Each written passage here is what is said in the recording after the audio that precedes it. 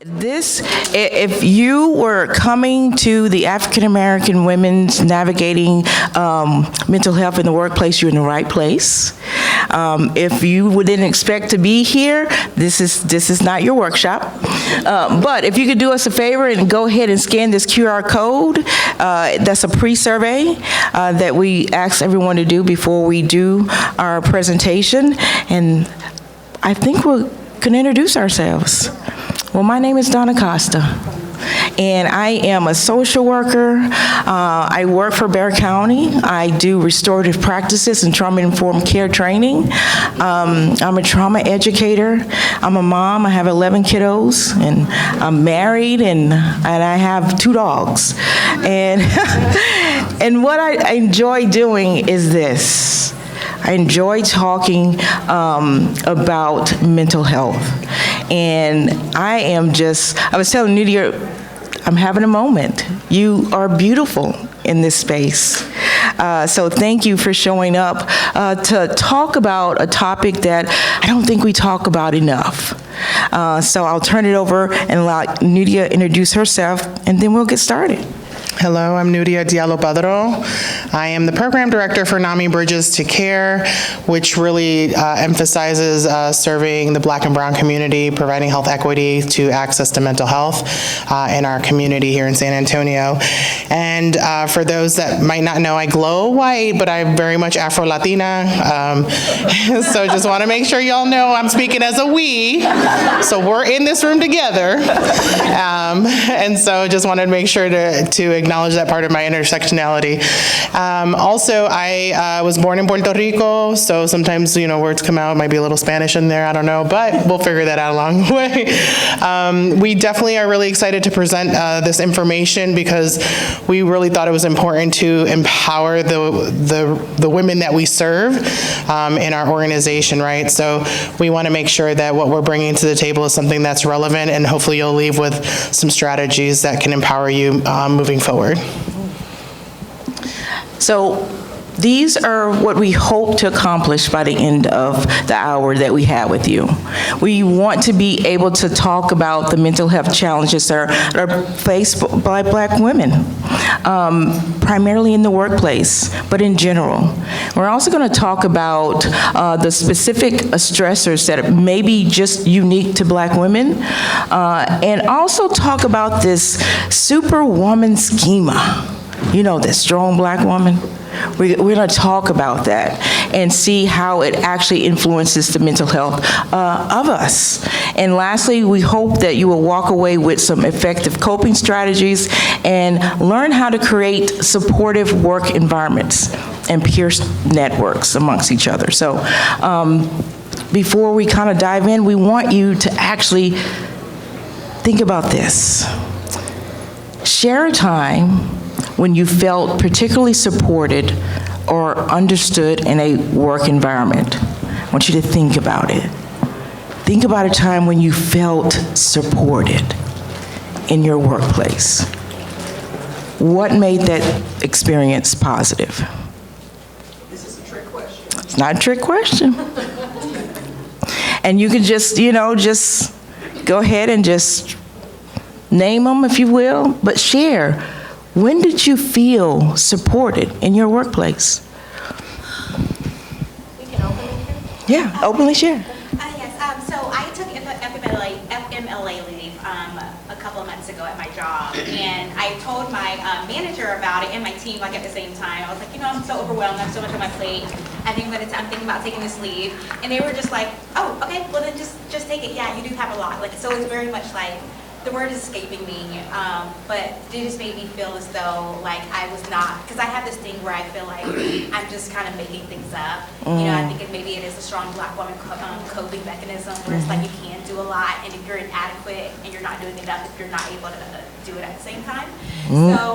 So that really helped me a lot because it was like, I feel like for me it really helps when people are also able to, the words escape me, when people support you and they see what you're going through, that really helps me a lot. Yeah. Wonderful. Thank you for sharing that. And it does actually make a difference, right? I saw our hand. Yes. I would say there was a time at my job, because of my role is extremely stressful,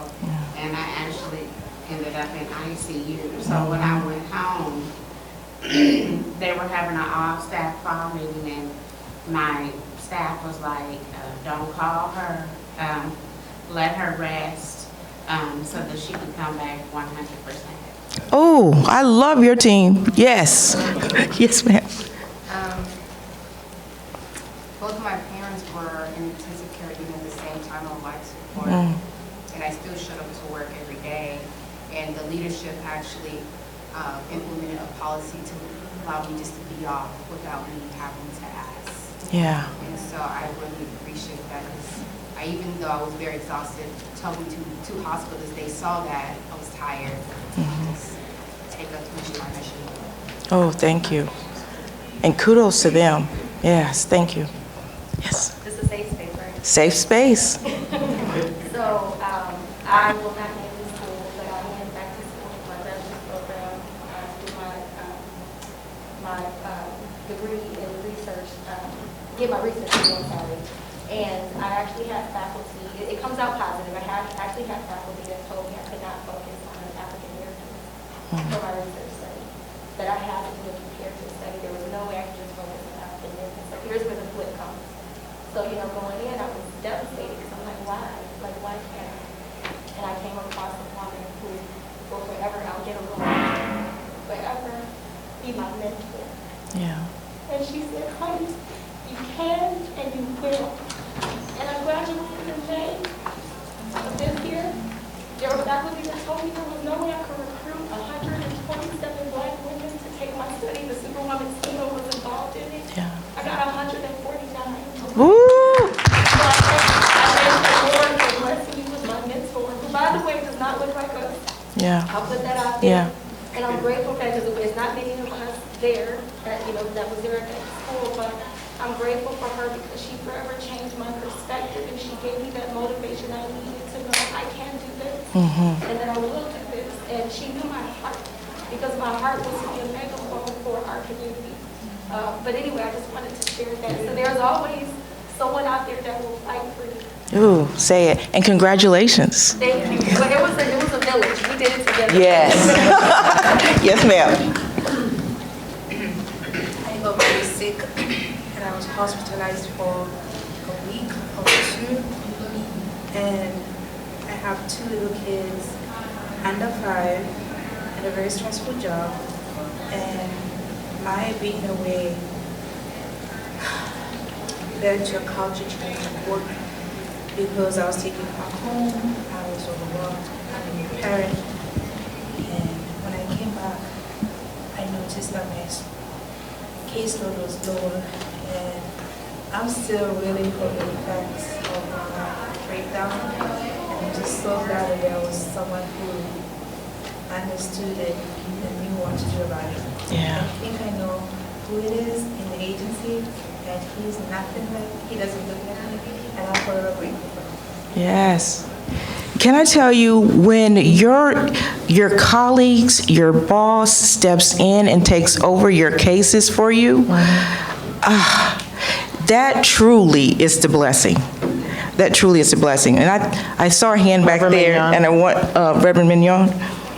Hi, I work at a local church, and there have been a couple of times. I had a family member who had a stroke, and I was putting in for a leave of absence because she was on the East Coast. And my boss said to me, you take care of her as family, and we'll take care of you. So he allowed me to do that. 2 years ago, at the end of the pandemic, I said, the personnel handbook says I can take a sabbatical. I'm coming to you because I need a sabbatical. I need the time off. And without question, he allowed me that time. Yeah. And just with the membership, there are things that they see being placed on my plate, and they'll come to me and say, I can send that email. I can sit on that committee. I can do this thing for you so you don't have to do it all yourself. And that is really what helps me continue to do what I do in the role that I do. that there are people around who are willing to support and step up. Amen. Yes, and as we prepare to transition, I want to acknowledge and thank all of you for, sharing those narratives, but, we're going to talk about the overall impact of the health landscape for African American women.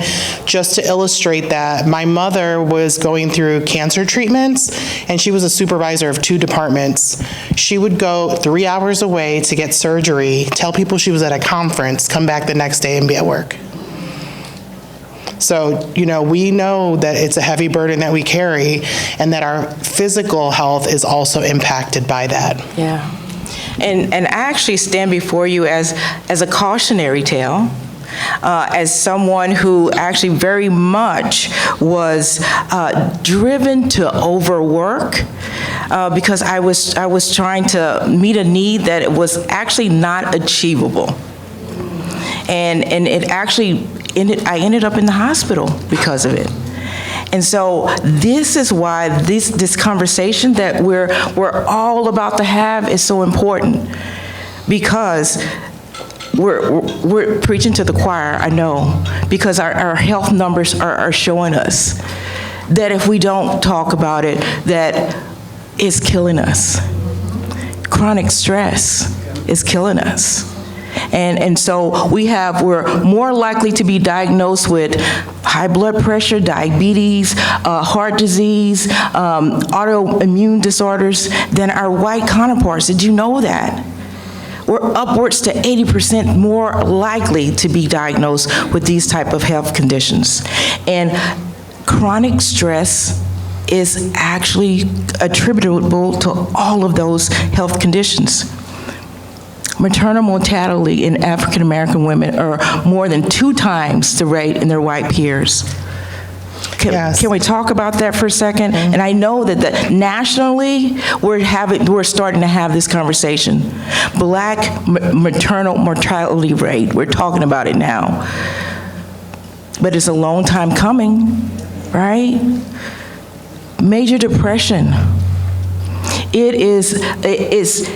We're actually not the higher in ranks, but the chronicity is higher for us because of the added weight that we carry. And let's talk about our teenage girls. They are outpacing both their white and Hispanic peers in suicide attempts. That's alarming. And so we want to have this conversation because we want to be the ones to disrupt this for our younger generations, right? Right, so once we learn this, we need to pass it on to our mentees, our daughters, our nieces, right? We need to be able to share this knowledge so that they can understand that there are options. Mm-hmm. So now let's talk about some stressors that are unique to us in the workplace. Of course, one of the main ones and biggest ones has to do with racism and discrimination. Having to actually navigate spaces, and it doesn't always have to even be the workplace, just navigate spaces. And even if, this is the thing with racism and discrimination, even if there is none, there is always this nagging, right? Of whether, well, was that decision made because of? So that in and of itself is a stressor. Just always wondering if, was that decision because of, right? And gender and racial stereotypes. We also, the intersectionality that Nuria was actually even talking about, just the fact that we're women, but we're Black women, and we're trying to navigate life through all those kind of like identities, right? Microaggressions. Girl. Let's talk about that, okay? As a mom of Black children, I've had to go in and battle for my children in a way that I can actually articulate how your microaggressions have showed up in the classroom. I can articulate, right? But when we talk about ourselves, can we articulate that at the workplace? we have to really be careful that what we are recognizing or accepting, can we articulate how that shows up? And that's a question I'm going to put out, because as we work through this, you're going to see that there are ways that you can articulate it. Yeah. Workplace inequality. You know, likely you may be the one that actually is doing the most, but that paycheck don't reflect, right? And also maybe even as far as like resources. If you're a leader in your organization and you're noticing, wow, the other department seems to be over-resourced. What's going on with my department? And that you have to fight extra hard to actually get a little bit of bump in the budget. You know those kind of things that you gotta sometimes fight extra hard for. So there's the workplace inequality, and then those dual burdens. Nuria, you want to talk about the dual burdens that we as Black women carry? Well, what does that mean to you? Let's see if somebody can answer what dual burdens do we carry as Black women when it comes to navigating spaces like the workplace? I think that working, sometimes being a single parent, and not sometimes, most of the time, being a single parent, also taking care of your parents. Ooh. And because you're a single parent, doctor's appointment. That's like a quadruple burden right there she just shared. Right? So you're single, you don't got a dual income, you don't got a partner to help you raise the children. Yeah. You still got to get them to school, you still got to show up to work on time, you still got to leave to work on time in order to get them from the daycare, but they expect you to stay late without extra pay, and then you got to go check on your mom and dad because they're not doing well. Mm-hmm. So right there, that was more than a dual, right? Yeah. And that's pretty common for many of us. But you get up and show up every day, right? Cultural competence of always feeling like you're the one that has to educate everyone else about your experience. Or understand their culture, but they don't have to understand yours. Yeah. It's like a constant kind of, wow, extra energy output that you have to give just to be. Yes. An estimated 8 out of 10 Black women have experienced some form of trauma. So on top of all of this, trauma is likely in our stories. And not just one trauma, but multiple traumas, right? And so those are some of the things that are unique to us and what we're kind of having to deal with on a daily basis, but we're expected to show up and perform every day. I think if you're an immigrant too, then you have DHS, right? Ooh. Say that louder, sir. If you're not born here, you're an immigrant, you have to deal with DHS. Navigating immigration, DHS, let alone other things too, like language, right? Or assumptions about your language, assumptions of your expertise or capabilities based on where you're from. That's good. Thank you for sharing that. Did I see a hand go up back there? No? No. Thank you. So let's talk about it. This is kind of shifting into the expression that we're told nowadays, right? Be authentic, come as you are to work. What does that mean to you when you hear show up authentically to work? Impossible. Impossible. She said impossible. I am possible. Let's turn it into I am possible. What else? Is this a statement that we can subscribe to? No, they don't want that. They don't want that. They don't want that because they're not ready for all the magic we bring. I'm just saying. And if we can actually go back to that question one more time, why? So what is getting in the way? Yes, ma'am. And one thing is back to the cultural competency, because they don't really understand who we are. So when they say that, they want us to still show up like them. That's good. That's good. Yes, ma'am. And I think similar to what she just mentioned was showing up authentically is how do you show up authentically in a way that makes us comfortable. Yeah. but they put that comfortability, responsibility on us, Yeah. not on their shoulders, Yeah. or not even as a shared thing. Right. So it becomes a dual burden. Dual burden. You have to show up authentically in a comfortable space. Yeah. And that's stressful. I'd rather just stay home. Right. It's like we're being a host, even though we're the guest. I'm just saying. Yes, ma'am. And that's also a burden for women who are self-employed Oh, as well. yeah. Because you have to worry about, I'm a retired physician, so you have to worry about how you are going to be perceived by your non-people of color. Yeah, yeah. So that becomes an issue as well. Right, so Especially when you're perceptions. Contracting with insurance companies, things like that, you know, that assimilation piece is very, very evident Yeah. when you're contracting with different insurance companies. Oh, well, you know, well, maybe this contract is not for you or something. You know, you have to fight extra hard for what you're entitled to. And then in the back, you're always thinking about was that decision made because, Yeah. right? And also, sorry, your appearance as well. Yeah. When people see me, I'm locked up, I have tattoos, I have piercings, I hold a master's degree, and nobody will never know that. Yeah. They don't know how good of a talker I am. And so I have to put on, and I don't talk like this all the time, but because I'm in front of people who don't look like me, I have to tone it down, put my hair back, cover up my tattoos, get my nose ring out. Didn't we just talk about code switching? We were having a whole conversation about that. Everything comes back on. Yeah, yeah. She just said. Even my son says that. He goes, "You sound so different when you talk to other people." And I go, "Really?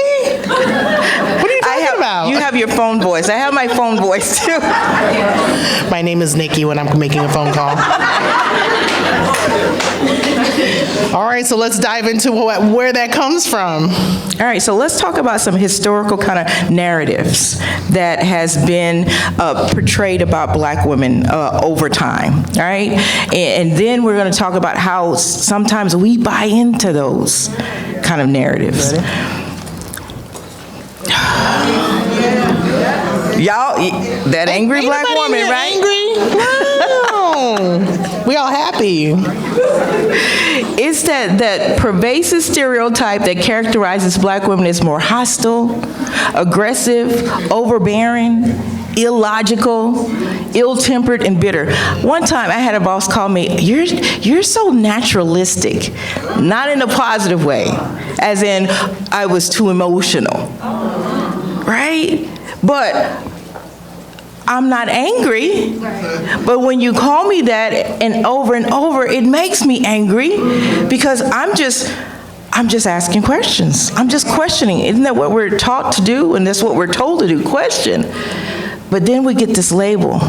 And once you get that label anywhere, it is hard for anybody to let go of that. Well, you know how Donna is, right? But that is something that's steeped in history. That's steeped back in a time where there was a need to actually make black women out to be something other than they were. And that comfortability that we were talking about, that was part of the narrative. But the thing is, characteristics that we bring are about us. No, I'm asserting myself. I'm actually being firm, I'm not being angry. But then to take the time to actually even explain that, it's exhausting, all right? This one right here, we're gonna stay in this lane for a bit. Let me go down to this Jezebel because it actually crops up a lot. In that there's this depiction of black women who are hypersexualized.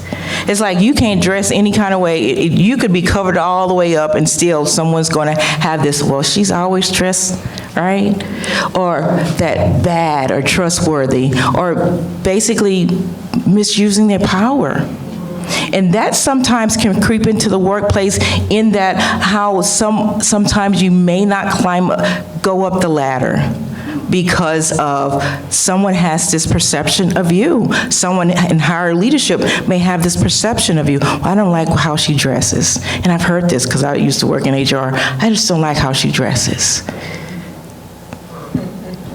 But her work is stellar.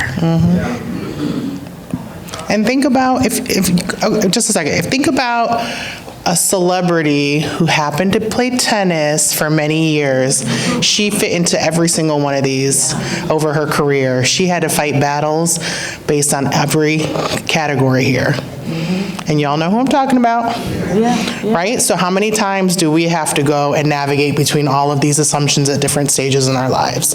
I saw a hand in the back. I was going to say, so in this area, what if the higher person is not Donna, but maybe a Donisha? You know. Because we buy into it too. Right. That it's a mindset. I was growing up, and probably some of you could relate to this. You know, we'd grow up and you'd just be walking around like the cuteness that you are, and then you hear an adult say, you need to sit down somewhere, you're being too fast. And it has started early, right? And before you know it, it is ingrained in us to start looking at each other in that way. Oh, look at her, right? We start buying into that mentality, and we put it on our young girls. There is a documentary out there that's called Push Out, and it's the adultification of black girls. If you haven't seen it, you got to see it, and there's a book as well. And it's where our black girls, we put adult qualities on our black girls. And it's at even 5 years old, they're being actually treated as if they're older. And so you can imagine by the time they're teenagers, they're treated like they're grown women. And so we have our young girls who are not even allowed to be children. And don't let me talk about our black boys, because they're looked at as grown men. I've had to push back at school for my son. My son is 14, and he's taller than me. I have to look up at him. And he's big. He's a linebacker. He's big. He's still a boy. He's still a child. Mentality-wise, he's still a child. But he's treated as if he's a grown man. And I've had to push back on that at school. And the thing is, we have to do that. That's energy. That's that extra energy, that dual burden that black women also have to carry. So now let's talk about this. Who in the room has heard of this before? Okay, we got some people in here. Superwoman schema. We're going to talk about what that is for those that don't know, and we're going to dive in. So you saw the picture before of the woman in the desk, right? But the reality, this is the duality that she's living, right? She's got to show up to work and still be all these things. But it's really a conceptual framework. It was really designed to get people who are providing a service, like healthcare providers, educators, to start understanding more factors that impact African American women when they're serving them. So how does reducing stigma, because you recognize the cultural experience, how can you reduce stigma when you're making assumptions or asking questions during your visit with that person?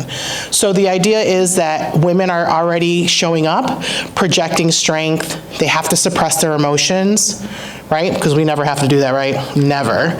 And then we have to, resist feelings of vulnerability and dependence. So obviously, if we're a superwoman, we don't need anybody, right? That's the assumption, right? That we can do everything ourselves. We don't need to ask for help. And so we're showing up in these spaces with assumptions put on us, and then the providers who make decisions about our education, the providers who make decisions about our health, are coming with these assumptions as well. And so this schema is designed to help them recognize that they're bringing stigma into it, to develop cultural sensitivity, to recognize that we are whole beings, so recognizing our spirituality can play into some of our decisions, right? So the idea is that it's not just about us, it's the assumptions that these providers also carry. Am I getting it a little bit correct? All right, just checking, because, she's the research boss over here. We got to make sure we're on track. And so we just want to set the stage, because this is a concept, right? And we do have the link that you can get the article, you can download it, read the whole thing. But it's very powerful to understand that there is a way to explain it to somebody else. Yeah. Right? Sometimes when they're not understanding you, maybe you just need to leave this on their desk. I'm just saying. All right, so Donna's going to carry over on how it shows up for us. I can say this from personal experience, because you're proud. There's a sense of pride in it, right? Because all the women that I saw when I grew up, they exemplified this. I don't think I ever saw my grandmother cry, ever. My mom worked 3 jobs. And so that kind of like trickled down into me, like, you just do. You get up every day, you put a smile on your face, and you do what you got to do to survive. So for that mindset, there's a sense of pride to be both a Black and a woman. And sometimes it's often utilized, our faith is what actually gets us through, sustains us, right? Yes. So it's also even kind of like, even compounded in that. A self-proclaimed warrior who exudes psychological hardiness and endurance. That was me. Whew, that was me. Assumes a multiplicity of responsibilities and roles. I prided myself that I could wear many hats and go hard and fast. I prided myself. And still get 6 hours of sleep. Right, or not even. I was living on energy drinks. Like, up until bedtime, I had an energy drink. But I thought I was fine. I looked the part. I looked good. I looked good. You always look good, Donna. Always, always, girl. But I was a chronic alcoholic, and no one knew, because alcohol was my way to cope. Because I felt like I always needed to show up for everyone. And I couldn't let anyone down. So that is where the drawbacks to feeling as if I can't show weakness. Emotional suppression, pushed it down. I delayed grieving for my sister. I delayed, when she passed, I cried the first day. After that, I sucked it up, because I had other people I had to take care of. I had a family. I have 11 kids. Sometimes I feel like 50. I had a family. I was a leader in an organization. I had work to do.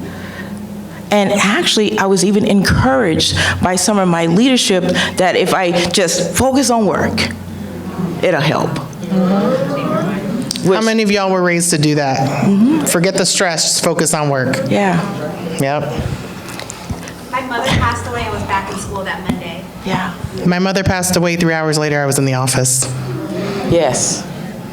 So we are taught that that's okay. We're taught, and we actually believe it, that is okay. Yeah.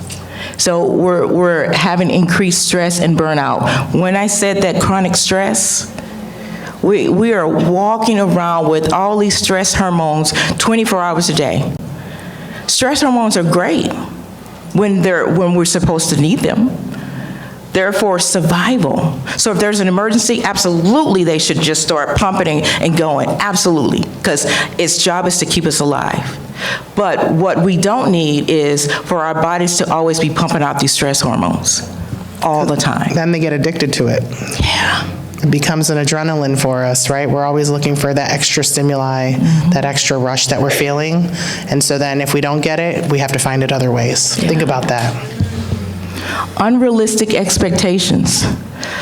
I thought I was superwoman and that I could actually do it all. Who actually has an easy time asking for help in this room? I'll just ask that question. Asking for help is, all right. Honestly, it took a long time. It took a long time. It took a long time to get to that point because, like your story, I was raised, you don't ask people for help. You just have to like buckle down and just do everything yourself and just suffer in silence. And so it took years of like therapy and working things out. And now I'm like, every time I have like any minor inconvenience, like now I'm like, hi, can you help me with this? Can you help me with this? I have to do that because it's kind of like exposure therapy. It helps me like validate that people are there to support me and they're willing to help me no matter if I trivialize it or whatnot, so.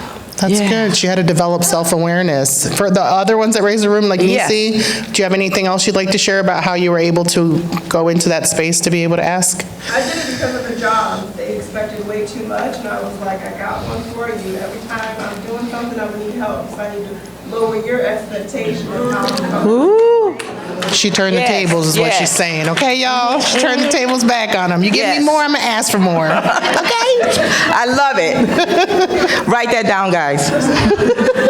Yes, ma'am. I believe it's age specific also, because as you get older, you get wiser, and you can transform yourself to not have unrealistic expectations of yourself, but it took time. And so age plays a big part. Yes. Okay. That wisdom. Ayana? Some wisdom in the room here. It's not a challenge to that, but for me, as I'm actively watching my mother pass, it's my anger towards her stubbornness. For not taking the help has completely flipped.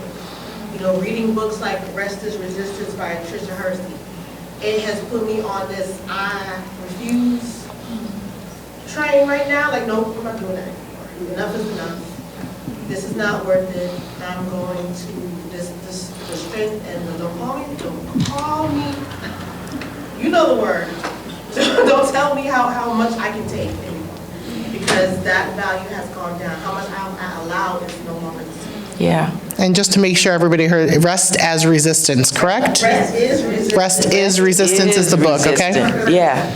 But that came out of necessity, right? Yeah. Yeah, and it does go back to the history of why do we even think like this? And a lot of it is rooted in the bad stuff from our... Say it. In slavery. Yeah, there you go. I was listening to y'all, maybe one of the quotes. It was, you were not just born to center your entire existence on work and labor. You were born to heal, to grow, to be of service to yourself and community, to practice, to experiment, to create, to have space to dream and to Woo, that's a beautiful Did y'all quote. feel that? I felt that. Yes, that's a beautiful quote. And think about how powerful that is that we are healers. And if we're too busy doing the first part that she mentioned, when do we have time to heal others or ourselves? That's right. So our hand back there.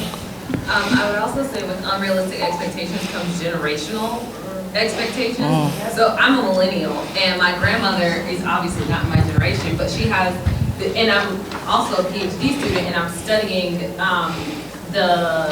I'm studying mental health as a whole to college Black women, and how they don't seek mental health services. So Black women, schema, all of the things. And so I talk to my grandmother a lot about her generational expectation of me when I say no to things. She's like, well, you can do it. And I said, no.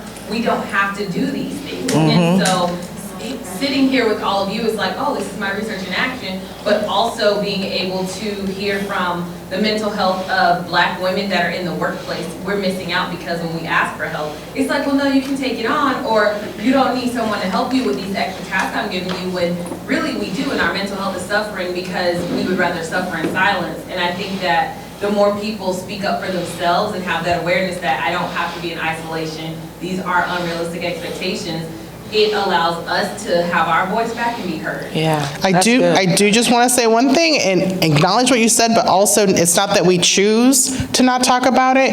Generationally, we have been told we are not supposed to talk about it. Yeah. And so your generation is being told it's okay to talk about it, but prior generations have been told don't ever bring that up outside of this room, let alone this house. Or even bring it up, period. Yes, and with the work that we do here with NAMI and bringing, the conversation to mental mental health, I have had women who were in their 70s come up to me and say thank you. And I'm like, oh, you're welcome. Just thinking like, thank you for the presentation. No, ma'am, thank you. I was never told I could ever talk about mental health until today. Yeah. And they're in their 70s. Yeah. Think about that. So that really does play into this neglect of mental health, because guess what? You were trained from an early age to not even focus on that. Mental health, what was that? We never talked about that growing up at all. I was a full-blown therapist,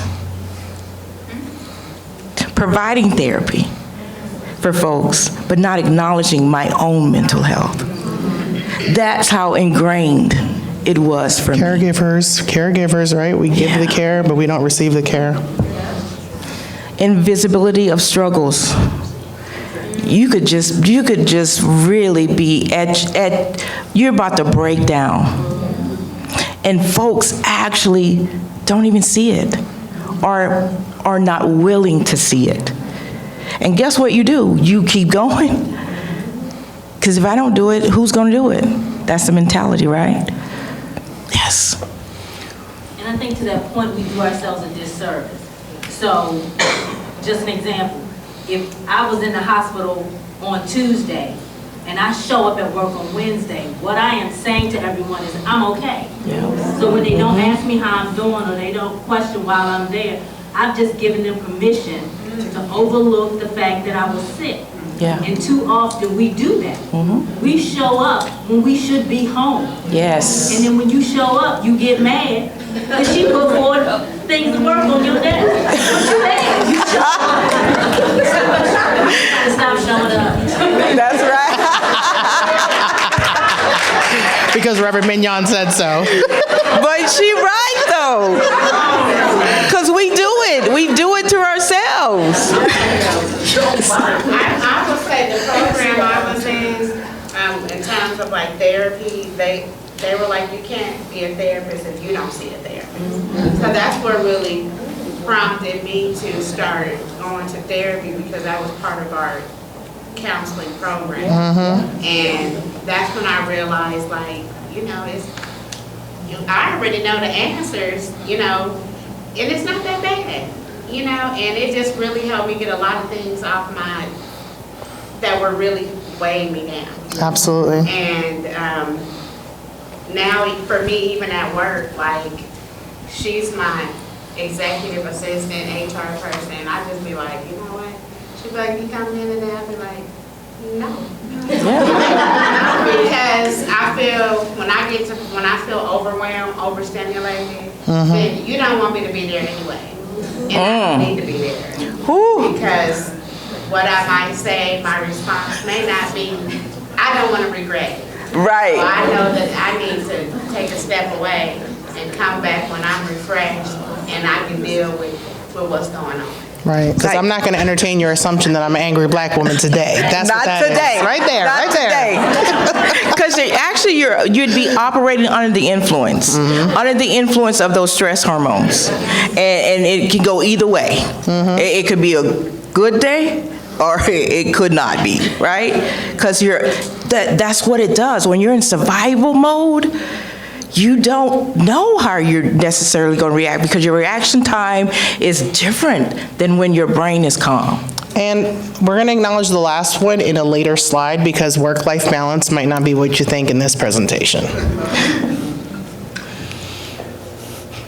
So how is it showing up in the workplace? Because we've trained people around us. We've trained them how to treat us. So black women are expected to do and carry disproportionate more than anyone else. Why? Because we do it.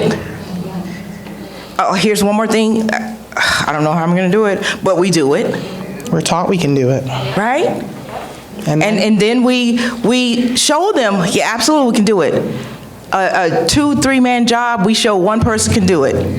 And that one person is only you. Trying to get their own work done while also ensuring that everybody else is meeting what's expected of them. It's like, okay, I'm gonna set my stuff aside and let me go save. But I still got all this work to do. But the expectation is, and people will actually, they will take you up on it. Oh, come help me. Absolutely. They'll let you help them while you're over here like it's piling up. And then we feed into that by over-delivering, even though we're already 10 steps behind because we were helping somebody else, and then we were given 4 extra things to do.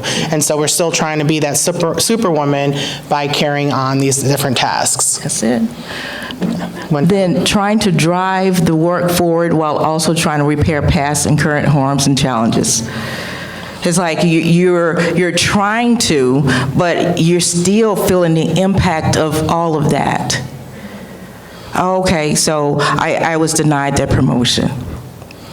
But here you go, here's some extra work. I gotta work through the fact that I've been here for 10 years and I've been doing my job and their job, and they are the one that got the promotion. Let me kind of grieve that, and let me just be angry just for a second.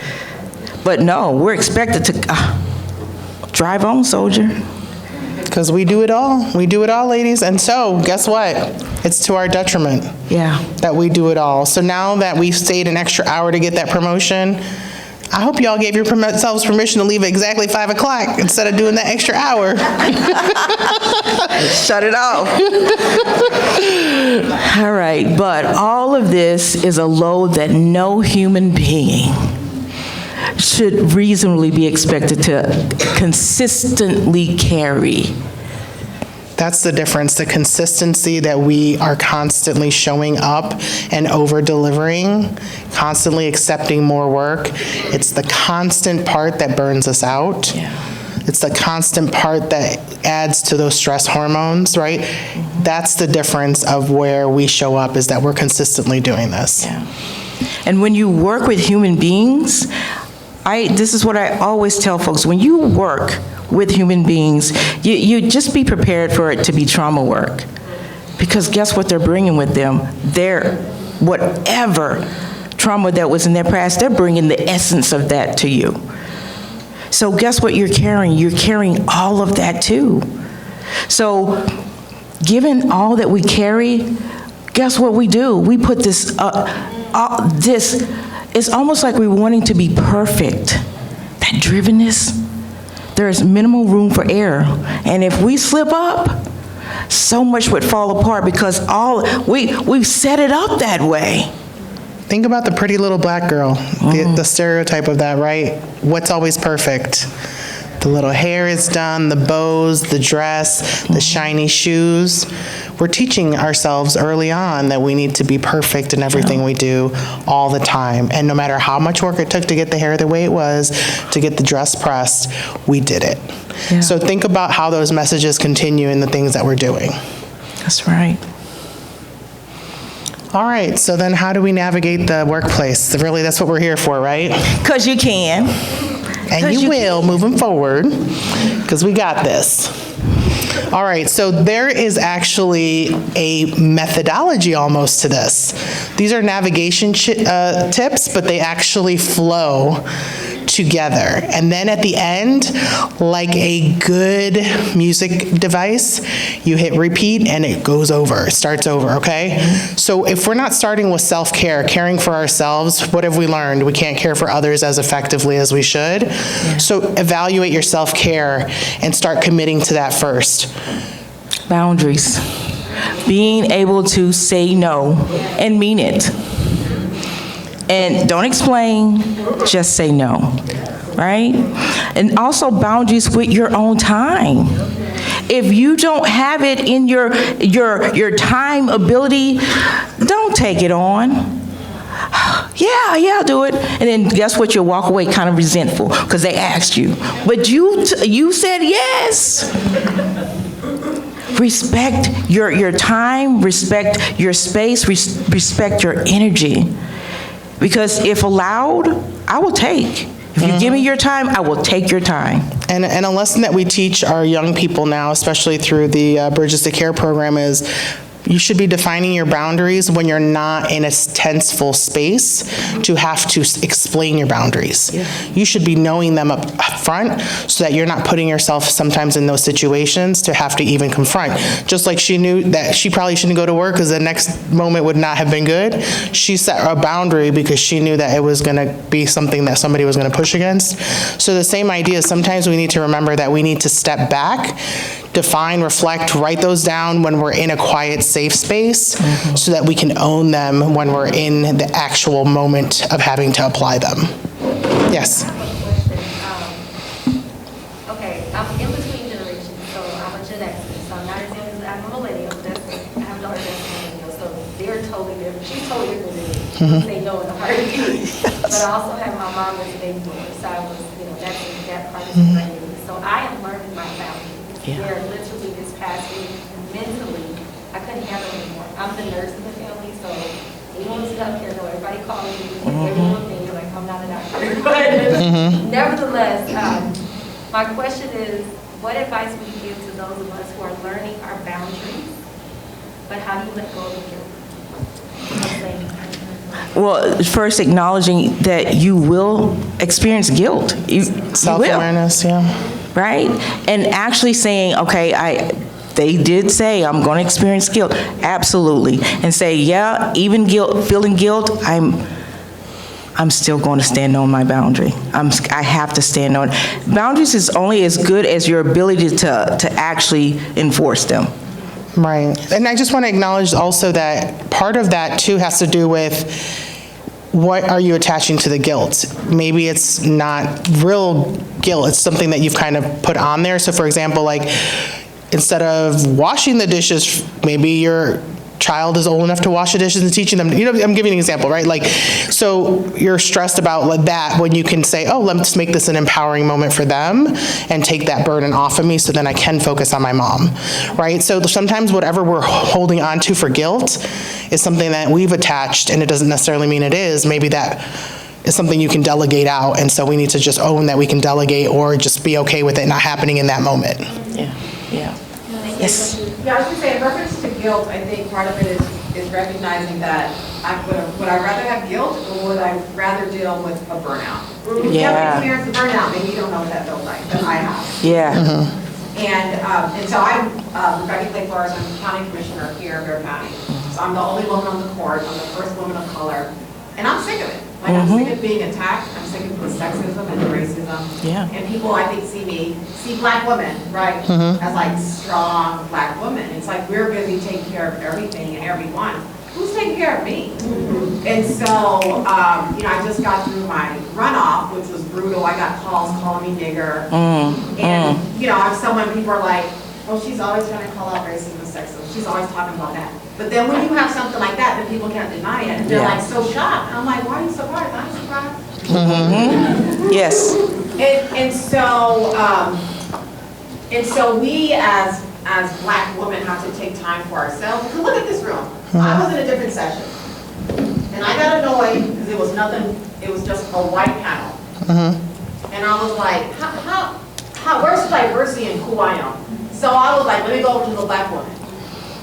And there's 95% black women in here. Those of you who aren't black women, thank you for coming. Yeah.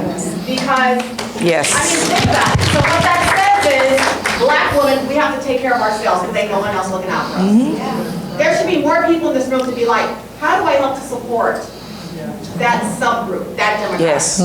But prove that we have to take care of ourselves. So we have to take care of ourselves, whether that means taking time with church members or your girlfriends or whatever, and setting your boundaries. So that's something that I've had to learn to do. And now I'm in a different space, right? As county commissioner, I ask for something, they gonna take care of it. But when I first came in, they weren't used to dealing with a woman, dealing with and I'm black and Mexican, so I can't go off in Spanish. And they really don't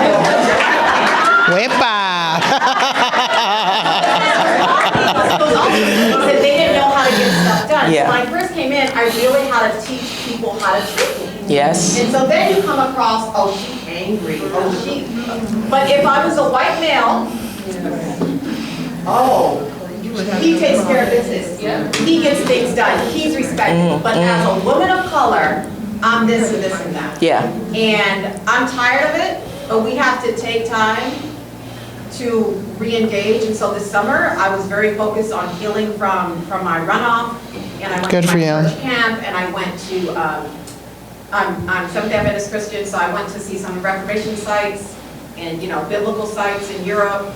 And I came back, and I was like, okay, I'm ready to keep fighting. Good for you. If we don't do that for ourselves, we are going to be burnt out. Absolutely. Not taken care of, and no one else is looking out for us or how our hair looks. Like, no one else cares. Yes, and we appreciate that. Oh, man, we love all your comments. We're going to have to hone it back in, though.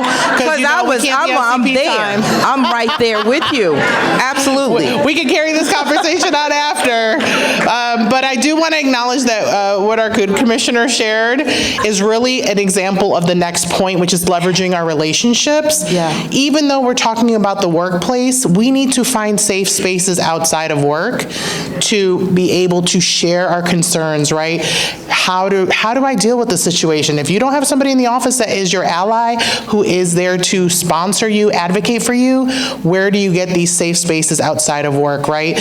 And so we need to make sure that we're leveraging our relationships in a way that is strategic inside the office and outside the office. And that's going to play into the last point as we get through this list. And I say, find your tribe. Find the people that's your safe space to be able to just be. I know, right? Isn't it beautiful? It's a beautiful space, right? Yes, and then understanding the workplace landscape is so important. How does that show up for you? How do you understand the actual written policies versus the unwritten rules? Right? And then we know we have a whole subset of unwritten rules for us. And so we need to understand those too. And so I can tell you firsthand coming in, you know, I told y'all I glow white, so coming into a place where half of the office was white, half of the office was black, they didn't know what to do with me. Yeah. And they were like, and I was like, why y'all looking at me like I'm the one that doesn't belong here? I belong to all of y'all. I'm a part of all of y'all. So the idea is you need to understand those unwritten rules that are way down underneath somewhere, you know, that apply to us. And then we have to learn how to navigate those. And that's where we need to become strategic. I know. It's really one thing to want to articulate our stressors. Sometimes, you know, one of the best things I've ever learned, which it took me a long time because I always wanted to have the last word or like, no, I know I'm right, let me justify this. I started asking questions and playing dumb. And I was like, wow, it works. It really does. And it was a strategy. In some cases I learned certain people were okay with me playing dumb. And then they would actually help me more. It didn't matter I have 3 master's degrees, didn't matter. Okay, let me ask you a question. So you have to learn how to apply the unwritten rules, the written rules, and then have some strategies in your pocket that you need to pull out to be able to navigate some of these nuances. And going back to that leveraging relationships, I had a CEO once. He taught me something. He would take me to these executive meetings to expose me to what it was like. And so he says, I want you to pay attention. I want you to pay attention before the meeting, and I want you to pay attention to how people are in the meeting, and then I want you to pay attention to after. Because it will tell you that when you're not in the space, what would happen if they're talking about you. Because I learned a lot. So I leveraged him. Whenever I had questions about something, I would go to him. What do you think about that? Because he was actually someone that was part of my mentor group. He was part of that. That was my strategy. I didn't always trust my direct leadership. So I would actually go and say, what do you think about this? Can I run something by you? And he absolutely, every time, would be available. And this is also what he told me. Document everything. That's right. Have your receipts. And it's sad that we have to. But whether it's a journal, right? I'm just journaling what happened in the day, receipts, or whether you are actually keeping a professional journal that accounts for your achievements. So when you need to go back to get a raise, you got those receipts. Whether it's about transgressions that have happened, when there's extra work, when you're having those dual, conflicts that we talked about, all of those will be documented. So whether again you're just doing it for your own own self-care in a journal, whether it's a professional log. Those are the kinds of things that you want to document, certain emails, certain trends, and that way, if you need to bring them back up, they're there for you. And teach your kids that too. Teach your kids. And then when the work-life balance, for us, work-life balance doesn't exist, right? Because we have to do it all. But the difference is that work-life balance, when you leverage your relationships, when you figure out that, okay, I know that I have to work this extra hour, but that I'm gonna make sure to make time with my, Bible study group. I'm gonna make time with my girls. I'm gonna make time with my community. You are finding a new way to balance your life because you're finding an outlet. Yeah. That is the biggest thing, is that you don't have a balance per se.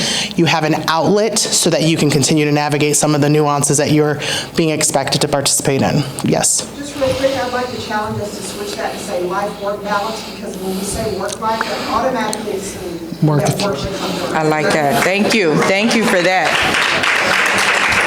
Good point, good point. Yes, y'all are phenomenal. And so the idea is, do you have some? I was going to say, Yep, then we're it gonna goes loop. back to self-care.